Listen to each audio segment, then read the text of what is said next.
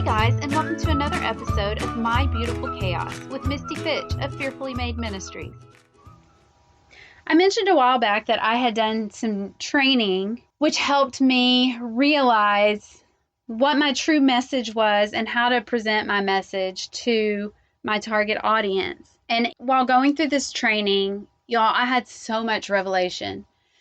And one of the things that I really came to realize that I spoke out loud for the first time, because it's something that I've felt for years, but I've never spoken it out loud. And it's that there is a huge problem in our churches today, and no one seems to address it. Or if they do, I haven't found the place where anybody is addressing it. Now, before I go on, I want you to hear what I'm saying. I don't want you to hear something that's not coming out of my mouth. I love church.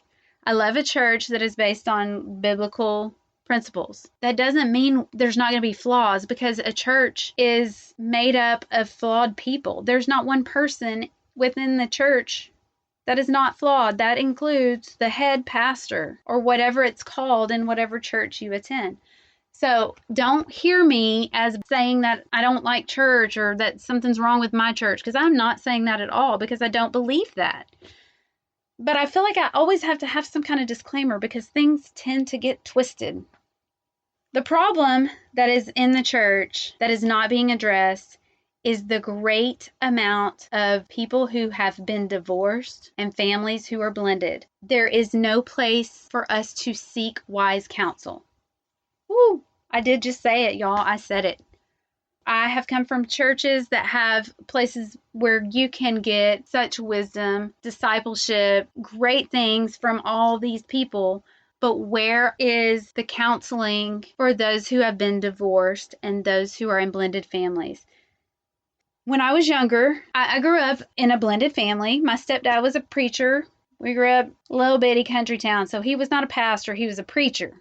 And I remember one day, I doubt my mom remembers this, but it has stuck with me, especially now as I have changed what season I'm in my life. I remember when he was going in view of a call. On Sundays we would go, and he would go in view of a call. And what that means is there was a church that needed a pastor, and he would go and he would preach, and then they would vote and decide, is this who we want? Is this not who we want? And I remember being at a church one Sunday, and I was just dancing around, talking to my mom, and I said something about when I was at Dad's, and I got in so much trouble. Don't say that. Don't say that. I mean, it was just, I got in so much trouble. I couldn't understand it. I didn't know, why was I getting in trouble? I wasn't saying anything bad. I was just saying, hey, when I was at Daddy's last weekend, this happened, because I just remembered this happened. And I got in so much trouble from my mom. And I don't remember if it was after we left, or if it was weeks later, if it was months or years later. But I remember asking my mom, why did I get in trouble for that? Why couldn't I say that? And she said, because they didn't want the church that we were at to know they had been divorced. So now, if anybody questions why I have struggled in my past with hiding flaws and needing to be perfect, y'all, this is just a little tip of the iceberg for where I came from. Mom, I hope you're not getting mad that I'm telling you this. That's what I was told. We can't let them know that we're divorced. And I didn't understand that. Why? Why can't they know that? She said, because some churches won't let him be their preacher if they know he has been divorced. And I still didn't understand it. But then here I am, about to be 41 years old. I'm in a blended family who has gone numerous times for pastoral care on unique problems, whether it's in our marriage or parenting or whatever. We need advice. Somebody give us advice. And we have been told lovingly, thankfully, by pastors who are saying, I'm sorry. I don't know what to tell you, because I've never experienced this, because I'm still in I'm in my first marriage. My whole family's biological family. I'm so thankful for their honesty, because there's nothing worse than getting advice that is inaccurate and somebody telling you this is how it should be. I much more respect someone who says, I don't know. But that's what we've gotten. I don't know. That's not good enough for me because we're not the only ones who have questions. And I look around at 41 years old at different churches, different denominations. I can't tell you of any pastors who have been divorced or are in blended families. Now, I'm not saying that doesn't happen and that doesn't exist in any church. I'm just saying when I've looked around where I'm at, it doesn't exist. In fact, I don't see any teachers teaching others who have been divorced or any who have been remarried. That's a problem to me in the church, because how many people in the church are divorced and how many people in the church are in blended families? Because when I come to you, I need to know that you can help me. And it's hard when you can't help me because you don't know the answers, because you've never been there. There's no experience happening. Now, I can go to different small groups that are made up of other blended families and single parents or whatever. I can do that. I've led those. I ended up with Matt leading those. That's how this became such a big part of my heart, is because we ended up just being those people because nobody could give us answers. And I knew there were more people who had questions, but I'm not an expert. My husband's not an expert. We need people to go to in small groups.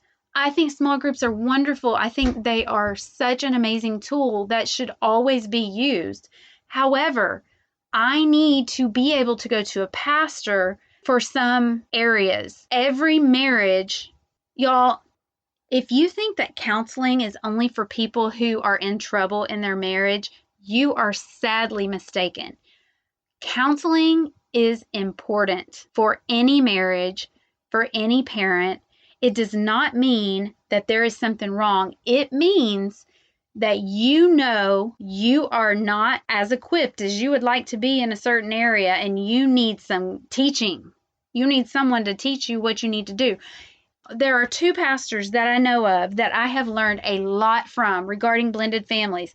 Two pastors who have spoken some truth into our marriage and given us the training that we've needed to lead other couples who are in blended families. But you know what? Neither one of them are in blended families. And while they are giving us great resources, great teaching, great leading, there are some things that I don't agree with that is being taught, because it does not work in a blended family. It does work in a first-time biological family. But I am so thankful for those two pastors. They're in two different states, but it's the only two pastors that I have found who are really trying to reach blended couples and help them to not be a part of the statistic of the high divorce rate. I want to be a part of that. And here's the thing. Matt and I are not experts. We are not pastors. I am at the very beginning stages of being in seminary and getting my master's in marriage and family therapy, because I need to have a little more expertness. And I'm an English major. I just said expertness, but I'm going to keep it. I need to have that behind my belt, because right now I'm only speaking from experience. I want to be that person. I don't want to be a pastor of a church, but I want to be a teacher and someone who people can come to for counseling, because I've been there. I've been there, and I can not only tell you what the Bible says, but I can tell you from experience. I want to be that person, because I can't find that person for me, and it makes things difficult. Our church needs more people in the church who have been divorced. They need more people in the church who have been blended. And let me clarify that when I'm saying in the church. On church staff, as pastors, associate pastors, they need pastoral care that has people who have been divorced, people who are in blended families. They need that. It is a gap. It is something that way a long time ago, someone decided you can only be a pastor of a church if you have never been in a divorce, if you have never had any of these things be wrong. But that is not, who said that? Where does the Bible say that? And I can tell you, I know where people are going to flip to, because I've looked at it. God called the most broken people to preach the word and to bring people into his kingdom. He allows us to become broken so that He can fix us so that we can help fix others. I sit in on Freedom Ministries all the time where I am taught, hurt people, but you know what? Free people, free people. So let those free people be a part of the pastors and leadership of the church so that people feel like they are connected and know that they can come to you to get wise counsel on something that you've experienced, that brokenness you've experienced. Don't limit the church to only people who appear to be perfect. I'm getting on my soapbox. Again, I'm not talking about my church. I'm not talking about a specific church building. I'm talking about the church as a whole. We are missing this. Everybody's fighting over should a woman preach or should a man preach. Y'all, why are we fighting over this? Don't y'all know that God sent a woman when Jesus rose from the grave?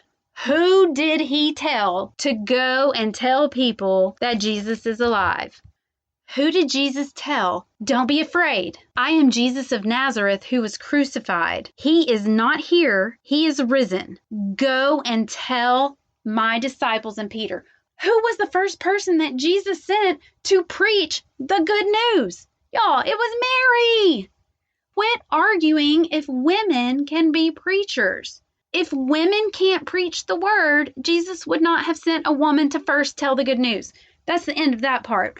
But I'm saying quit arguing about whether women can preach and start looking at the fact that there are people who are not in the church leadership who need to be in the church leadership. People like me need people to go to give me advice on how to raise kids when I'm by myself, or how to raise kids in a marriage where they aren't biological kids, and how to be married and keep a good marriage and keep the relationship alive in a marriage where kids were involved first. I need that. I am not the only person in this world who needs that. This is what the church is missing today. The church chairs and pews, those are made up of people who are coming from those places. They can't always relate to people who are not coming from those places. So I feel like the church needs to have people in leadership from all over, from all walks, not just leading small groups. I will step off of my soapbox. Let me also tell you that one of the things that I've realized about my speaking is that I really worry about stepping on toes. And that's not right. I don't know where that thinking came from on me. That's a wrong way of thinking, because Jesus stepped on toes. If we are not offending people, then we are not preaching the word. And it's like it just hit me as I went through this training. I have to quit worrying about stepping on toes, because sometimes it happens. It's not my intention, but I want to bring truth. And so while I might have stepped on toes this time, you just wait until next time, because I've got a good one coming for you. But for today, this is it. And I hope you all have a great day, and I will be back with you next time. Thank you for joining My Beautiful Chaos this week. If you have any suggestions for topics or questions you would like answered on an upcoming episode, email me at mybeautifulchaos@email.com. See you next week.